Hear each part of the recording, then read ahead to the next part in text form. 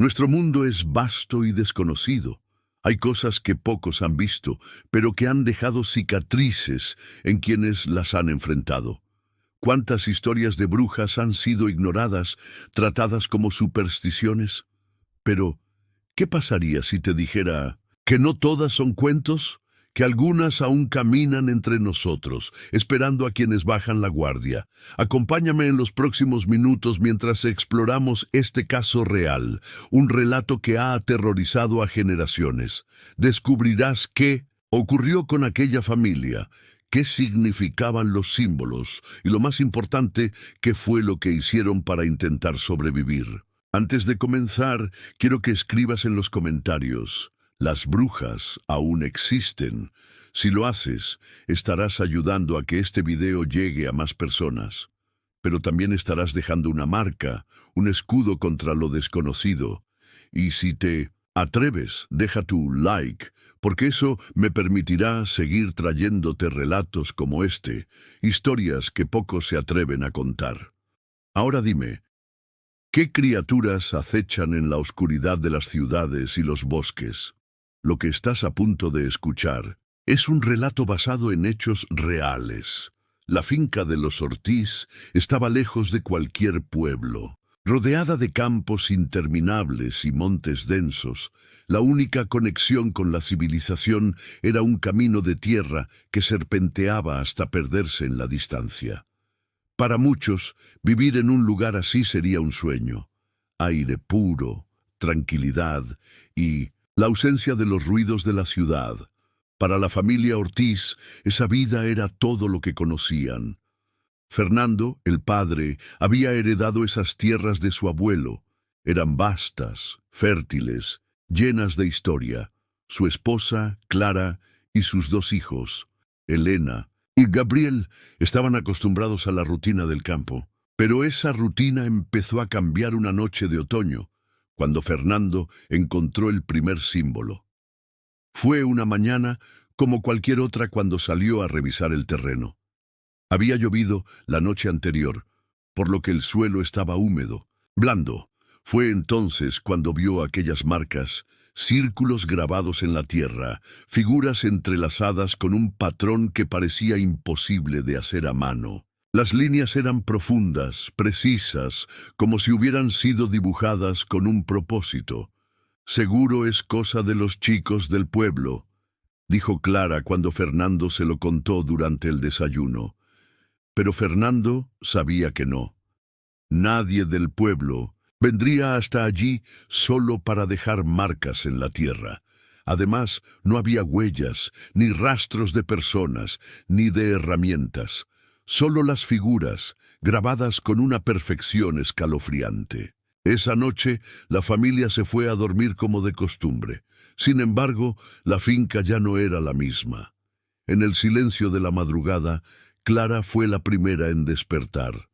Un sonido la sacó de su sueño. Era un murmullo. Al principio, pensó que lo había imaginado, que aún estaba atrapada entre el sueño y la vigilia, pero el sonido siguió. Era un susurro lejano, una voz ronca y arrastrada que venía de fuera de la casa. Clara contuvo la respiración, agudizando el oído. «Veo tu casa. Veo tu fuego». Se sentó de golpe con el corazón desbocado. La voz era baja, apenas un murmullo, pero estaba segura de que venía desde el patio. Desde donde habían aparecido las marcas, despertó a Fernando con un codazo. «Escucha», susurró. Fernando se frotó los ojos, confundido, pero pronto lo oyó también. Se levantó con cuidado y fue hacia la ventana. La noche estaba oscura, con nubes densas cubriendo la luna. Al principio no vio nada, pero entonces las vio. Las marcas. Ahora había más. No solo estaban en la tierra, también estaban en las paredes de la casa. Algo o alguien las había dibujado durante la noche con barro y ceniza. Eran símbolos extraños, angulosos, torcidos de una forma que parecía imposible. Fernando sintió un escalofrío. Sabía que eso no era normal. Al día siguiente intentaron borrar las marcas, pero fue inútil. Aunque fregaron las paredes y cubrieron los dibujos en la tierra, la sensación de que algo los estaba observando no desapareció. Y aquella noche la bruja volvió. Los susurros regresaron, más fuertes esta vez. Se escuchaban desde todas partes, como si alguien caminara alrededor de la casa, hablando en un idioma desconocido. Gabriel, el hijo menor, lloró toda la noche, aterrorizado sin saber por qué. Elena fue la primera en verla. Cerca del amanecer, se asomó por la ventana de su habitación, y allí, entre los árboles, vio una silueta alta y encorvada. No tenía rostro, no tenía forma clara, pero estaba allí, inmóvil, observando. Esa fue la primera noche en que la familia entendió que algo más estaba con ellos en la finca, algo que no iba a irse tan fácilmente. El amanecer trajo consigo un falso alivio. Fernando, Clara y los niños se reunieron en la cocina sin mencionar en voz alta lo que todos sabían. Algo había estado allí afuera. Algo había dejado sus símbolos y susurros. Algo los estaba acechando. «Quizás sea solo un vagabundo», dijo Fernando, intentando restarle importancia a lo que su hija había visto. Pero incluso él notó cómo su propia voz temblaba. Elena no dijo nada. Había visto algo más que una simple sombra. Los días siguientes transcurrieron en una tensa calma. Fernando reforzó puertas y ventanas. Clara roció agua bendita en los rincones de la casa y los niños se obligaron a no mirar hacia el bosque. Pero cuando cayó la noche, la bruja regresó. Los susurros volvieron, rodeando la casa como un eco infernal. Las paredes crujieron, el viento se arremolinó entre los árboles, y el sonido de pasos, descalzos sobre la tierra, resonó en la oscuridad. Y entonces, el primer ataque ocurrió. Clara se despertó sobresaltada al escuchar un golpe seco contra la puerta de la entrada. Un puñetazo violento, como si alguien quisiera derribarla. Fernando saltó de la cama, corriendo hacia la escopeta que guardaba en un armario. Antes de que pudiera siquiera cargarla, el golpe se repitió, y esta vez algo más sonó. Un rasguño, como si enormes uñas se arrastraran sobre la madera. El silencio que vino después fue aún más aterrador. Fernando se acercó lentamente, con el arma temblando entre sus manos. Sintió un hedor insoportable, una mezcla de tierra podrida y carne quemada, filtrándose por las rendijas de la puerta. «¿Quién está ahí?», gritó. Nadie respondió, pero entonces la voz se escuchó dentro de la casa. Era un susurro ronco, gutural, un murmullo deformado que parecía salir de todos lados a la vez. «Los veo su miedo», Clara gritó. Elena y Gabriel corrieron hacia su habitación, cerrando la puerta tras ellos. Fernando abrió de golpe la entrada con la escopeta lista. Pero no había nadie, solo las marcas. Nuevas, más grandes, más aterradoras. Cubrían la tierra, las paredes, incluso la madera del umbral. Símbolos que parecían vivos, retorciéndose como si estuvieran ardiendo bajo una luz invisible. Y allí, a pocos metros de la casa, una figura alta y delgada se deslizaba hacia el bosque. Era ella. Fernando disparó sin pensar. La explosión rompió la calma de la noche, y los pájaros salieron en bandadas desde los árboles. Pero la figura no cayó, ni siquiera corrió, simplemente desapareció. Clara lo encontró en la entrada minutos después, paralizado, con la escopeta aún en las manos. «Nos está maldiciendo», susurró, y entonces lo vieron. El cadáver de un cordero, colgado de los barrotes de la cerca. Sus entrañas estaban esparcidas por el suelo en un patrón reconocible, las mismas marcas que habían visto en las paredes y la tierra. Desde esa noche las cosas solo empeoraron.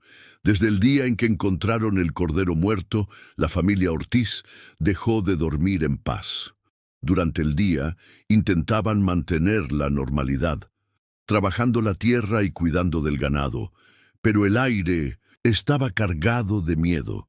Algo les decía que lo peor aún estaba por venir. No se equivocaban. Esa noche, cuando el cielo se cubrió de nubes y la luna desapareció tras un velo de sombras, los golpes comenzaron. Primero, fue un sonido sutil, como ramas rozando las paredes. Luego, se convirtió en un martilleo constante, seco, metódico. Parecía venir de todas partes a la vez, del techo, de las ventanas, de las puertas, como si la casa estuviera atrapada en un caparazón de pesadillas. Fernando agarró la escopeta, su única defensa contra lo desconocido. Se movió lentamente hacia la puerta principal, con Clara siguiéndolo de cerca. Los niños, aterrados, se escondieron bajo las mantas en su habitación. Y entonces los golpes cambiaron. Boom, boom, boom. Ya no eran ruidos dispersos, sino un solo golpe, fuerte y rítmico, directamente en la puerta de entrada. Algo estaba allí, algo que no se iría hasta que lo enfrentaran. Fernando respiró, hondo, levantó el arma y giró la perilla.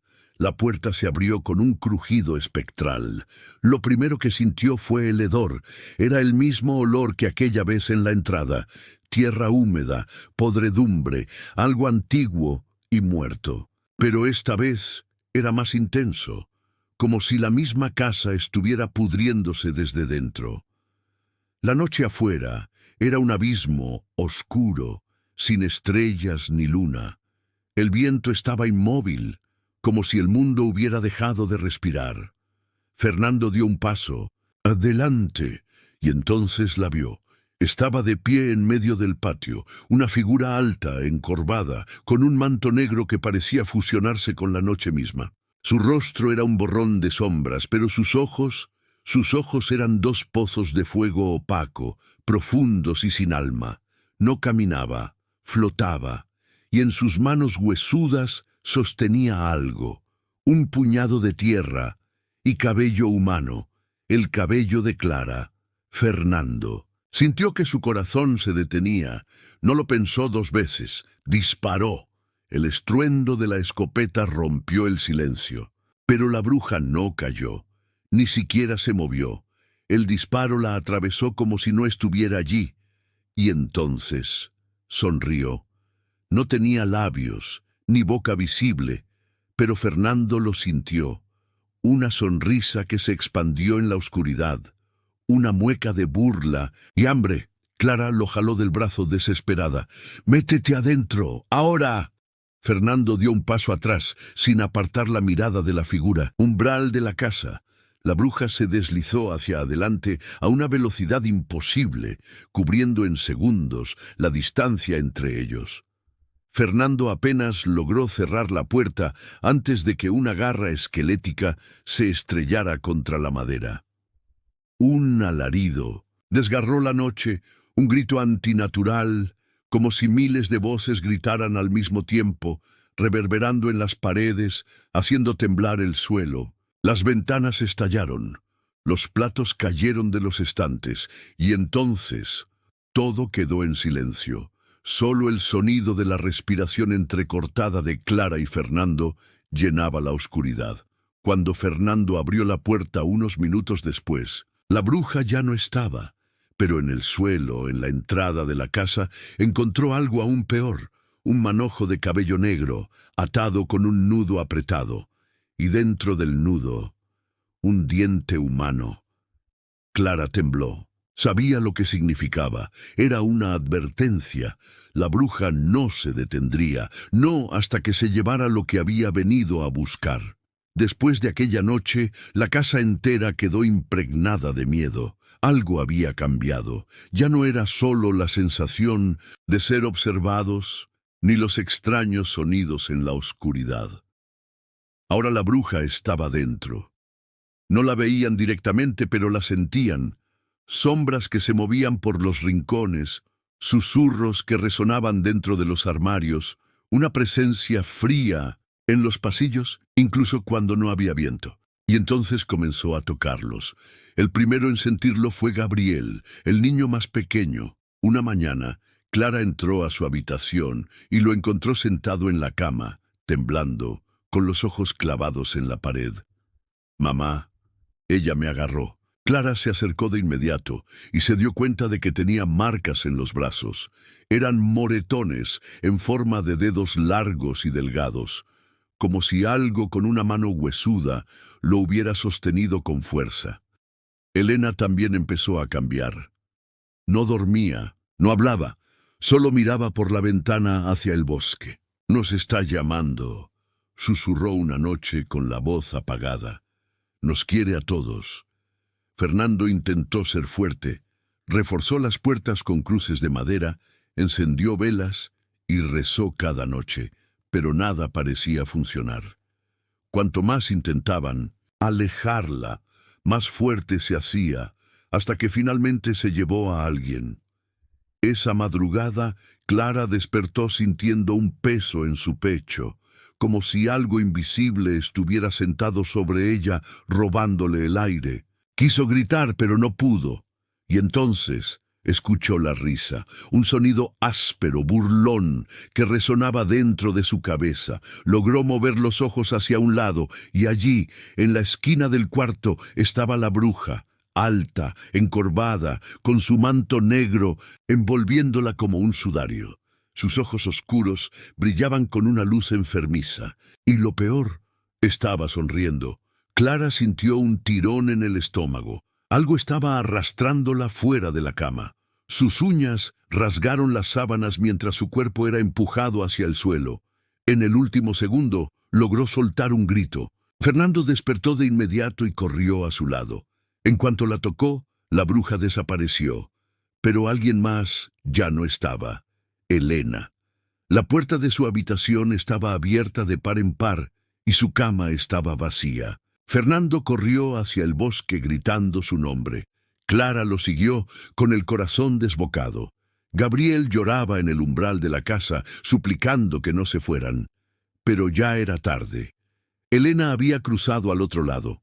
A lo lejos, entre la espesura de los árboles, vieron una silueta. Era ella. La bruja sostenía de la mano a Elena, llevándola hacia la oscuridad. Fernando levantó la escopeta y disparó, pero el sonido se perdió en el aire, como si nada pudiera alcanzarlas en aquel lugar. Y entonces Elena volteó la cabeza. Lo que vieron no era su hija. Sus ojos estaban completamente negros. Sonrió con una expresión antinatural, llena de un júbilo macabro. «Mamá, papá, ella me enseñó su secreto». Y con un último parpadeo desapareció entre los árboles. Clara cayó de rodillas gritando su nombre, pero el bosque ya se la había tragado. Elena ya no volvería. Después de la desaparición de Elena, la casa se volvió un mausoleo de sombras y llanto. Clara no comía ni dormía. Pasaba horas sentada en el umbral de la casa, con los ojos perdidos en el bosque, murmurando el nombre de su hija. Fernando, con la culpa estrangulándole el alma, se aferró a la desesperación. Llamó a un sacerdote del pueblo, un hombre viejo, que al escuchar la historia se negó a acercarse a la finca. «Lo que los persigue no es de este mundo», dijo con voz temblorosa. «Y ya ha tomado lo que quería». Fernando no aceptó esa respuesta. Elena seguía allí, en algún lugar. Lo sabía, lo sentía, pero lo que él no entendía era que ya no era su hija. Esa misma noche, mientras la tormenta caía sobre la finca, Clara despertó de golpe. Había alguien dentro de la habitación. Primero pensó que era Fernando, pero cuando giró la cabeza, su sangre se congeló. En la esquina del cuarto, de pie, con el cabello mojado y la piel pálida, estaba Elena. Había vuelto. «Mamá, tengo frío», susurró la niña, con los labios azulados. Clara se tapó la boca para no gritar. Algo en su instinto le dijo que no se moviera, porque aquella no era Elena.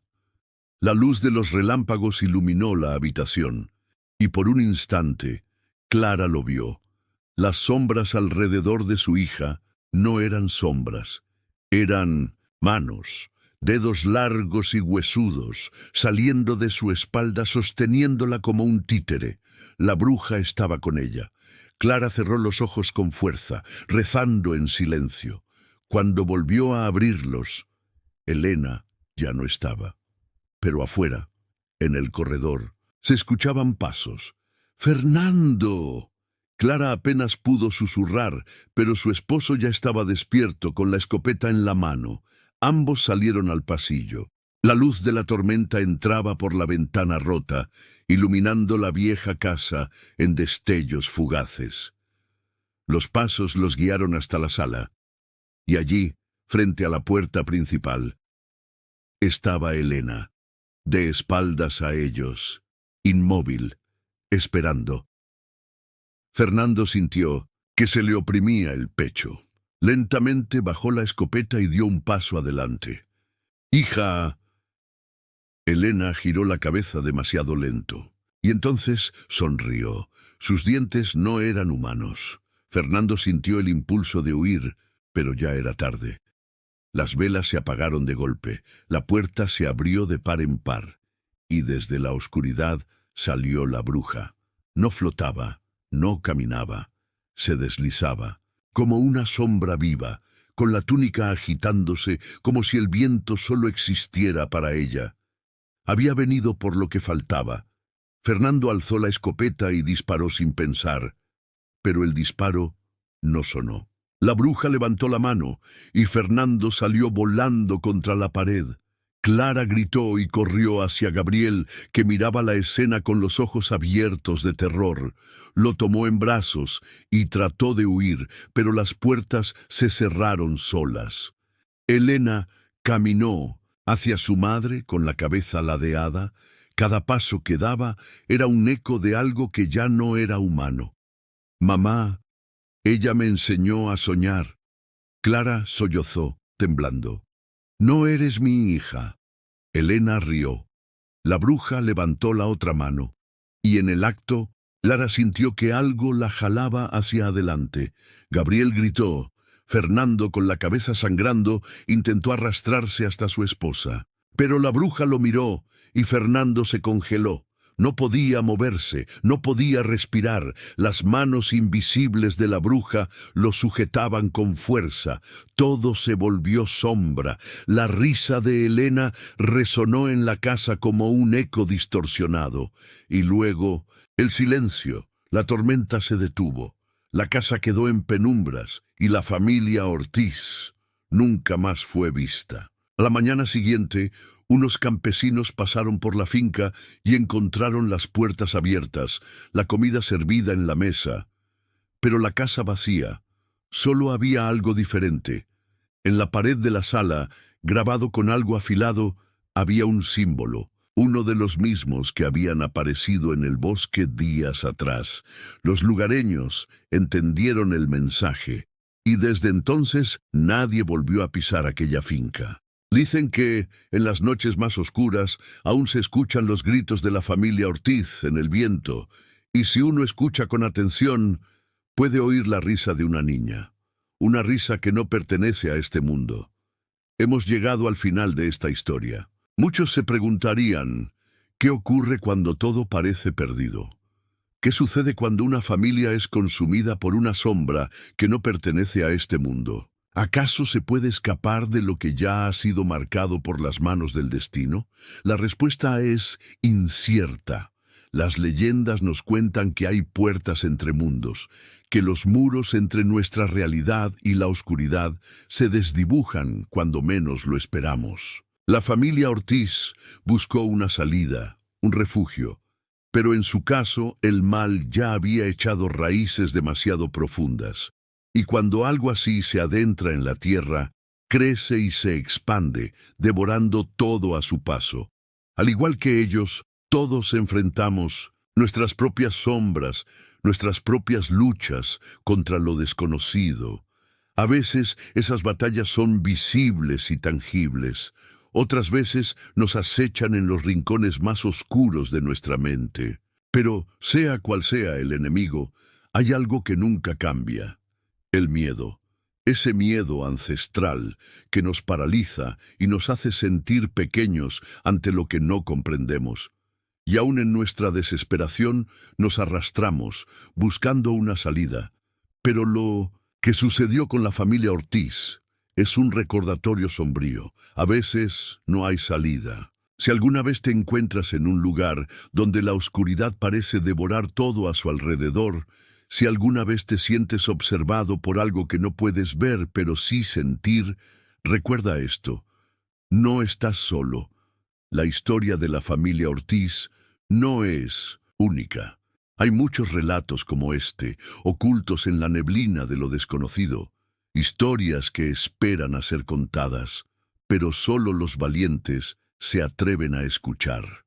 Tú, que has llegado hasta aquí, has tenido el valor de enfrentarte a lo impensable. A lo largo de esta narración, has cruzado el umbral de lo que es seguro y conocido, adentrándote en un mundo donde las sombras tienen vida y las criaturas del más allá se esconden en cada rincón. Solo los verdaderos valientes, ellos. Ahora me gustaría saber, ¿qué piensas? ¿Te atreverías a adentrarte en la oscuridad si alguna vez se presentara frente a ti? ¿O, como la familia Ortiz, te verías atrapado, intentando encontrar una salida, solo para descubrir que todo lo que podías hacer era esperar? Escribe en los comentarios una frase que resuma lo que has sentido al escuchar este relato. Quiero saber si eres uno de los pocos que tienen la fuerza para enfrentar estos relatos hasta el final. ¿Lo eres? Entonces, demuestra tu valentía escribiendo: la oscuridad no me ha vencido. Y si has llegado hasta aquí, te invito a compartir este relato con aquellos valientes que no temen enfrentarse a lo desconocido, a la oscuridad que acecha en cada esquina del mundo. Porque solo juntos podremos iluminar los rincones más oscuros. No olvides darle like, porque tu apoyo permite que más personas puedan encontrar este relato, y con él los secretos que guarda la oscuridad. Si aún no te has suscrito, ¿a qué esperas? El terror nunca duerme, y el próximo relato podría ser más cercano de lo que imaginas. No dejes que se apague la llama de la curiosidad. Hazlo ahora y acompáñame en el siguiente viaje hacia los rincones más oscuros del alma humana. Gracias por tu valentía. Y recuerda, si alguna vez escuchas algo susurrando tu nombre en la oscuridad, no te vuelvas. Es mejor no saber lo que está esperando en la penumbra.